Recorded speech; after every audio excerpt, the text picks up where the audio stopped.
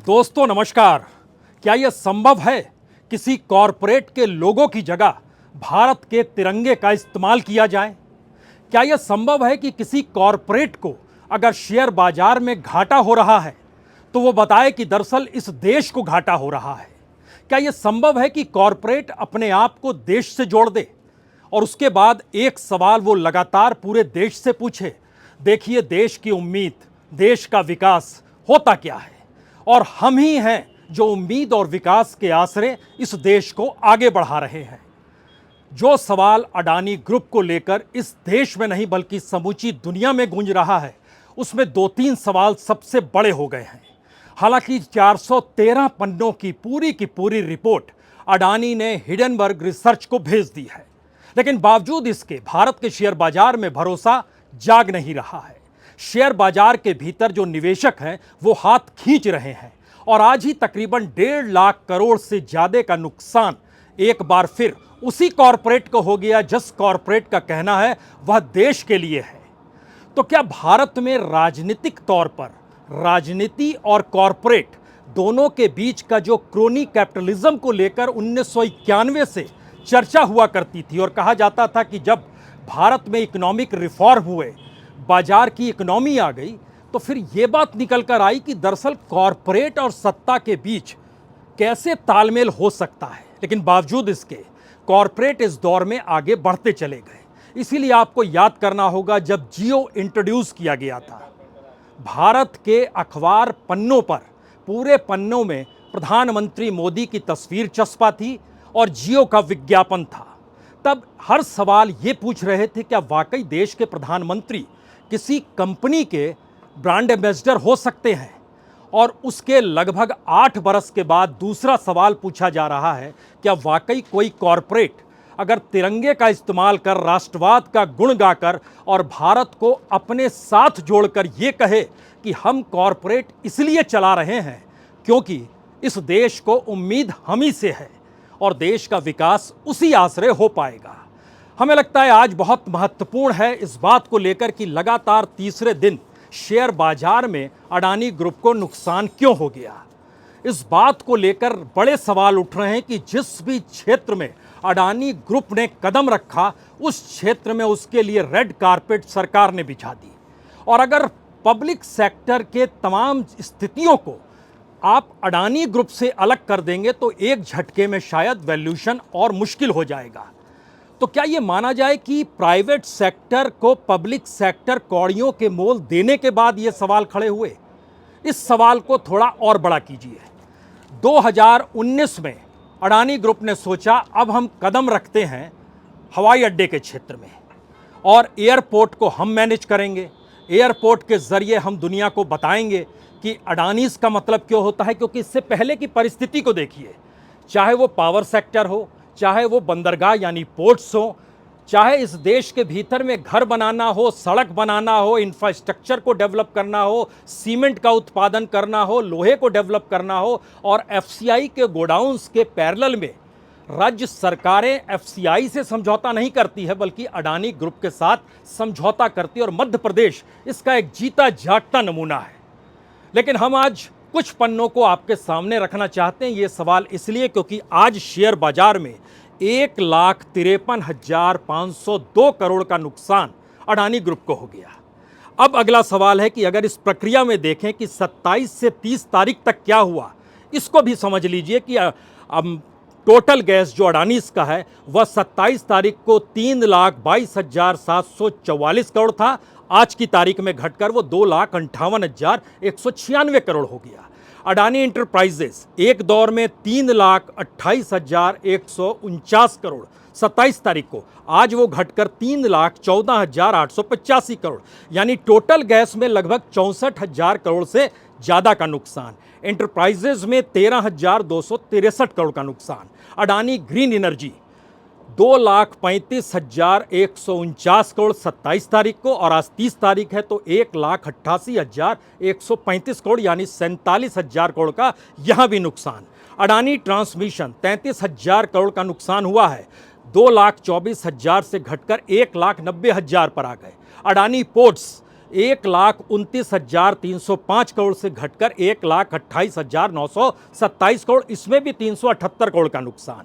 Adani power 95,671 से घटकर 90,888 करोड़, यानी इसके भीतर भी लगभग 4,782 करोड़ का नुकसान। और अडानी विल्मर, इसमें लगभग 3,360 करोड़ का नुकसान, 67 करोड़ से घटकर आप 63 करोड़ पर आ गए। सवाल इतना पर नहीं है, हमने एक बात आपसे कही, कोई भी बड़ी कंपनी सोचती है कि हम इस क्षेत्र में जाएं, और जैसे ही उस क्षेत्र में कदम रखे तो उसके लिए रेड कारपेट बिछती है क्या? भारत के भीतर जीएमआर से लेकर तमाम बड़े बड़े ऑर्गेनाइजेशन चाहते हैं कि वो एयरपोर्ट को मैनेज करे, उसको डेवलप करे, उसको अपने तरीके से चलाए। लेकिन 2019 में अडानी ने सोचा कि अब हम एयरपोर्ट को मैनेज करेंगे, और उसके बाद ध्यान दीजिए, सबसे ताज़ा उदाहरण है मुंबई का। मुंबई के अंतर्राष्ट्रीय एयरपोर्ट को मैनेज करना है, ऑपरेट करना है, डेवलप करना है, किसके पास बिड गई? अडानी के पास बिड गई।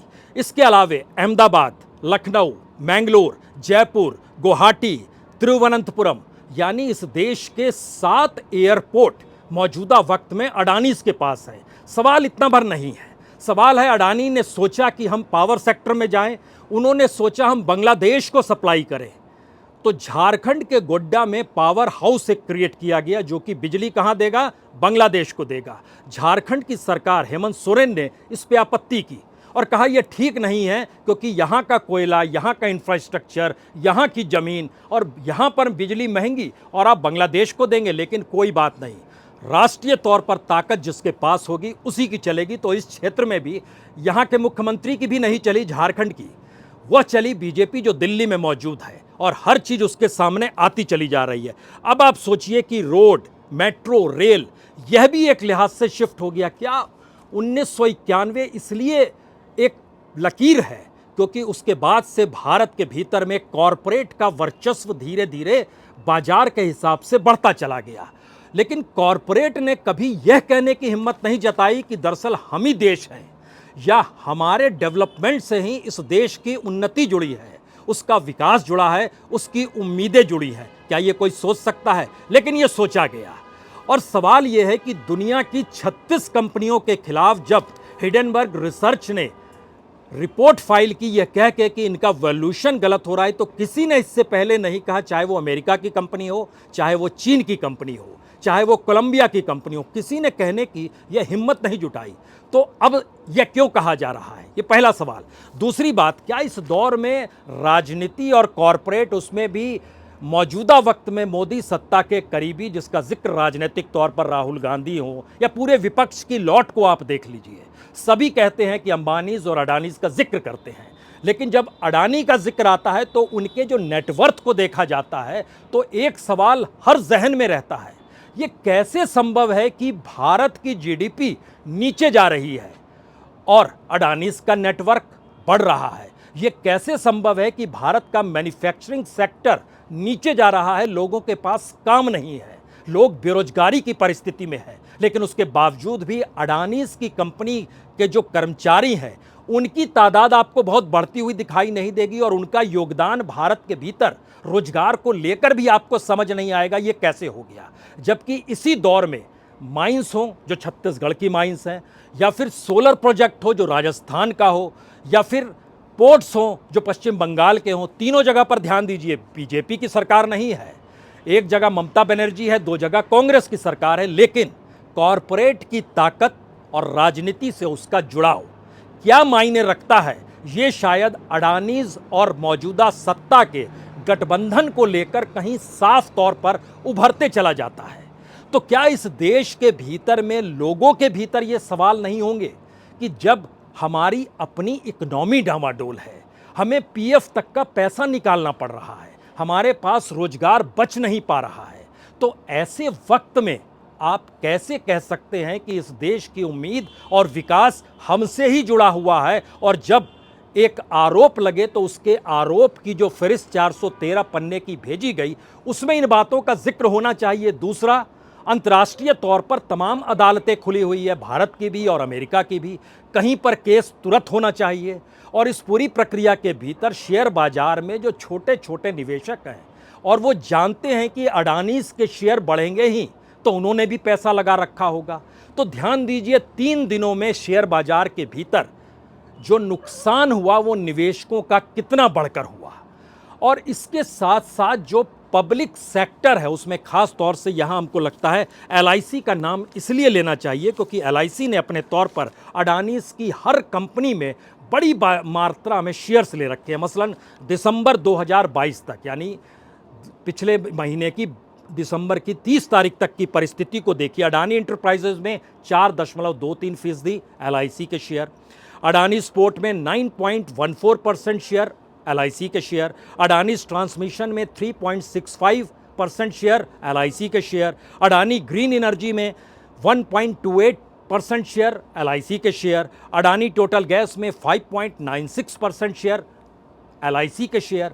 और भारत के भीतर में एलआईसी में इस देश की जनता पैसा लगाती है, उस पैसे को लेकर हम डेवलपमेंट की दिशा में बढ़ते हैं। लेकिन अगर ये स्थिति ये आने लगे कि जिसकी सत्ता से नज़दीकी है आप सिर्फ उसी पर पैसा लगाएंगे तो क्या होगा।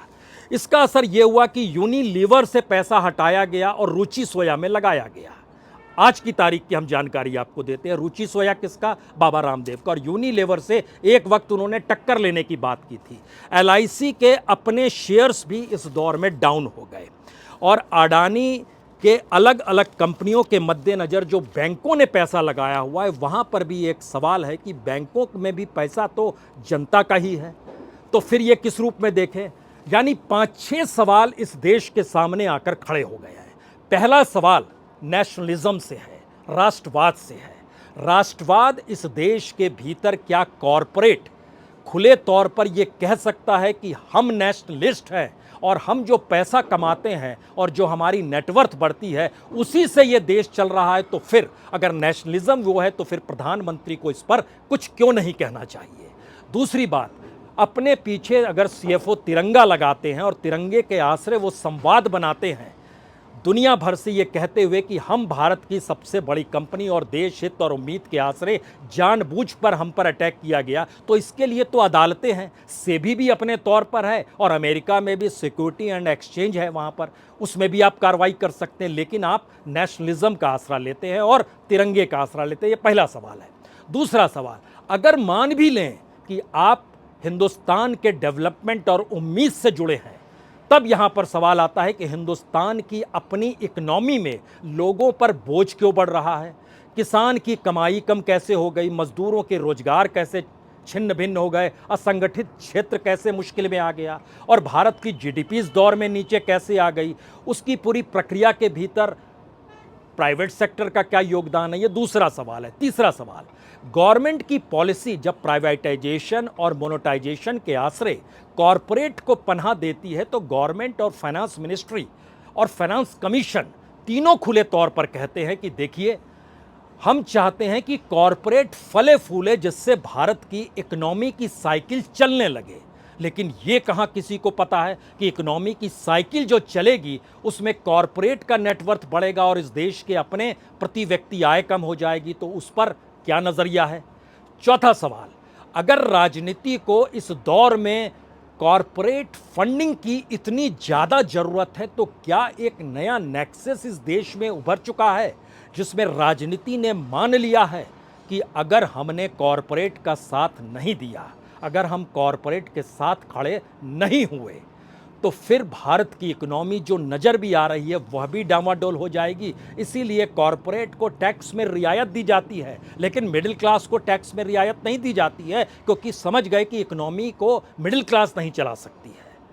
पांचवा सवाल, कॉरपोरेट के भीतर सिर्फ अडानी ही क्यों, अगर टॉप मोस्ट इस देश की 20 कंपनियों का जिक्र हो या 5 ही कंपनियों का जिक्र हो तो क्या उनको पावर ऑफ अटॉर्नी नेशनलिज्म और तिरंगे का दिया जा चुका है कि आप अपने लोगों का इस्तेमाल मत कीजिए, जो आपकी कंपनी के पहचान का लोगो होता है आप तिरंगे का इस्तेमाल कीजिए। और किसी भी मुश्किल के बाद जब सेबी आपसे सवाल करे या अंतर्राष्ट्रीय कोर्ट में सवाल हो तो क्या भारत सरकार तैयार है कि देखिए ये तो हमारी कंपनी है। तो क्या वाकई इस दौर में जब शेयर मार्केट को लेकर सवाल है और लगातार तीसरे दिन सवाल उभर कर आया है, यानी कल से पहले 4 लाख करोड़ का था, आज उसमें 1.5 लाख करोड़ और जुड़ गया, 53,502 करोड़ और जुट गया। क्या एक नई परिस्थिति भारत की इकोनॉमी को लेकर आ गई है? और आखिरी सवाल जुड़ा हुआ है कि 2 दिनों के बाद भारत में बजट आने वाला है।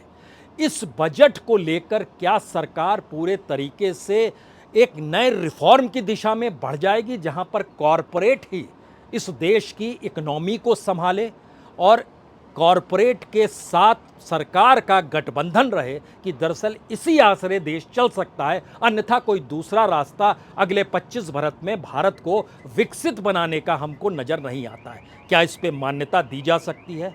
ये 5-6 सवाल अगर महत्वपूर्ण है तो आखिरी सवाल सबसे ज़्यादा महत्वपूर्ण है।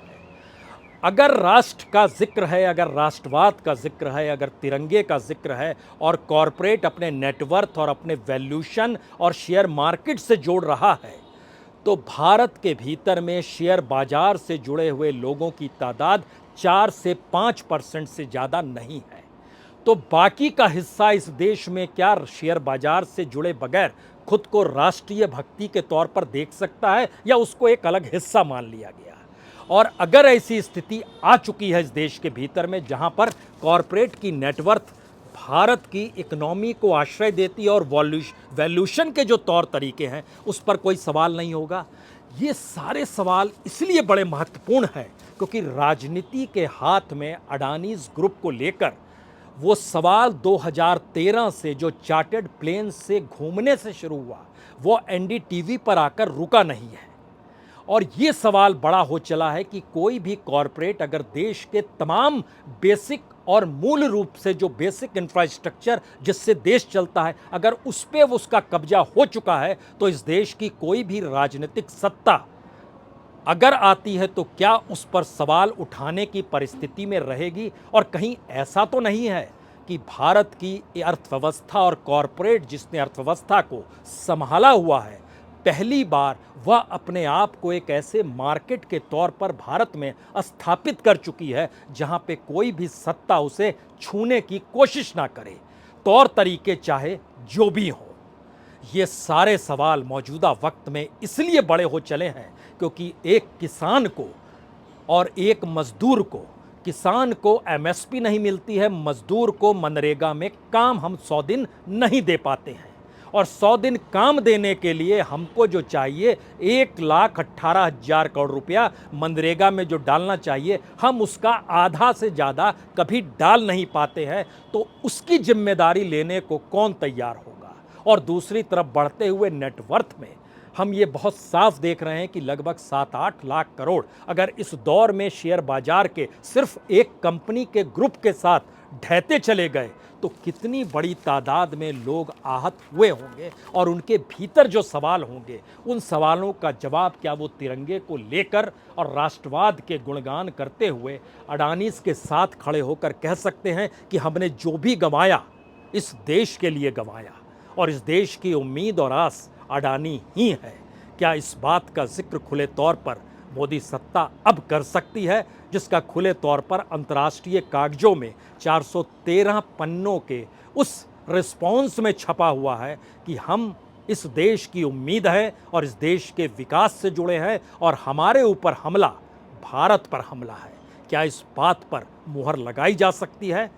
अगर लगाई जा सकती है तो इस देश के प्रधानमंत्री को खुले तौर पर कहना चाहिए, इस देश के लोगों को कहना चाहिए, और राष्ट्रीय तौर पर शेयर बाजार को एक राष्ट्रीय संपत्ति के तौर पर मुहर लग जानी चाहिए। क्या इन चीज़ों के लिए यह देश तैयार है या नहीं है?